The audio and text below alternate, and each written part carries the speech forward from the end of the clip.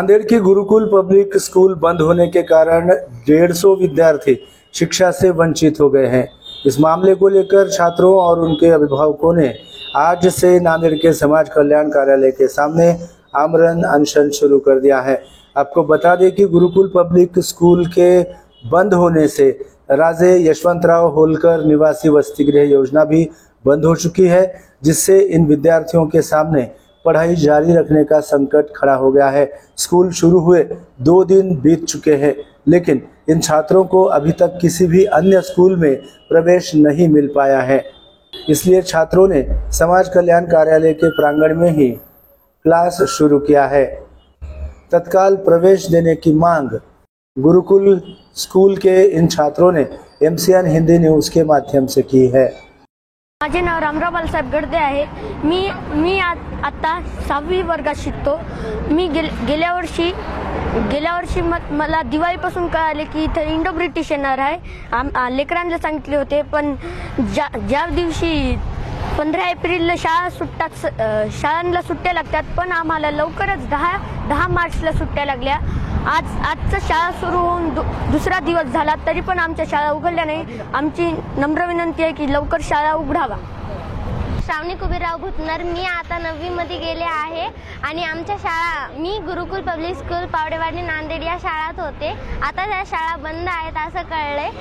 माझ्या सगळ्या मैत्रिणी शाळेमध्ये जात आहेत आणि मी शाळेमध्ये जात नाही, याची मला खूप वाईट वाटत आहे।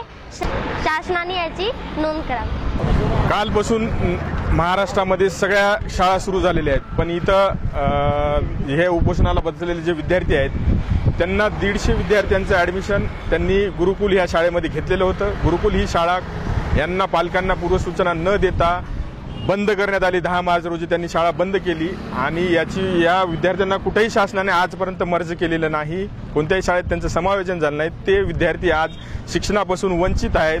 हे राईट ऑफ एज्युकेशनच्या विरोधात आहे। ह्या मुलांचं जे भारताचं देशाचं भविष्य घडवणार आहेत, ह्या 150 मुलांवर जे आज शिक्षणापासून वंचित राहिलेले आहेत त्यांचं काय करणार आहे? शासनाला यांनी कळवलं, मागील 3 महिन्यापासून शासनानं यांना दुसऱ्या शाळेत मर्ज करण्या संदर्भानं कोणतीच उपाययोजना या ठिकाणी करण्यात आली नाही। संस्था चालकावर कोणतीही कारवाई आतापर्यंत शासनाने केली नाही आणि संबंधित अधिकाऱ्यांना विचारणा केली असता मी माझ्या स्तरावर सगळी कारवाई केलेली आहे असं म्हणतात, पण त्यांनी कोणतीही कारवाई फक्त काळे कागद करण्याशिवाय दुसरं काहीच केलेलं नाही या ठिकाणी। आता या 150 विद्यार्थ्यांचं करायचं काय? काल ज्या शासनानं सांगितलं होतं की वाड्या वस्त्यावर जाऊन गुलाबाची फुलं देऊन त्यांचं स्वागत केलं, पण ह्या विद्यार्थ्यांचं स्वागत कोण करणार?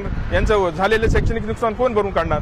तर माझी विनंती आहे तर प्रशासनाला असेल, सगळ्यांना असेल की या विद्यार्थ्यांना नांदेड शहरामध्येच कोणत्याही एका शाळेला विद्यार्थी संख्येची मान्यता देऊन त्यांचं शिक्षण पूर्ववत करावं आणि लवकरात लवकर करावं।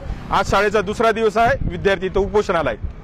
हे महाराष्ट्र सारख्या पुरोगामी राष्ट्राला शोभणारी गोष्ट नाही। जर हे प्रश्न लवकरात लवकर नाही निघालं तर रस्त्यावरची लढाई आम्ही लढण्यास तयार आहोत आणि याची शासनाने गंभीर अशी नोंद घ्यावी। गुरुकुल पब्लिक स्कूल पावडेवाडी नांदेड, निलेश पावडे सरांची गुरुकुल पब्लिक स्कूल पावडेवाडीला होती। त्या शाळेमध्ये आम्ही राजे यशवंतराव होळकर या योजनेमार्फत धनगर समाजाला मोफत शिक्षण इंग्रजी माध्यमाच्या नामांकित शाळेमध्ये मिळावे यासाठी आम्ही ॲडमिशन घेतले होते। शाळेच्या लोकांनी आमच्या घरी येऊन ॲडमिशन घेतले आणि आज 4 वर्षानंतर शाळेने 10 मार्च 2025ला शाळा बंद केली म्हणून जाहीर केले। त्याबाबत आम्ही समाज कल्याणला रितसर निवेदनही दिली होती किंवा आमच्या लेकराचं नुकसान होऊ नये। कलेक्टर ऑफिसला निवेदन दिलं, शिक्षण विभागाला निवेदन दिलं की बा आम्ही आमच्या लेकराचं नुकसान होऊ नये, आम्हाला शाळा नांदेडमध्येच द्या। तर साहेबांना आम्हाला सांगितलं, समाज कल्याणचे अधिकारी मिनगिरे साहेबांना की बुवा तुमच्या लेकराचं नुकसान होऊ देत नाही, पण शाळा चालू होऊन आजचा दुसरा दिवस आहे। आमचे लेकरं आज तुम्ही पाहतात इकडे समाज कल्याणच्या पटांगणामध्ये उपोषणाला बसलेत। याचं शासनानं थोडं गंभीर्याने घ्यावे।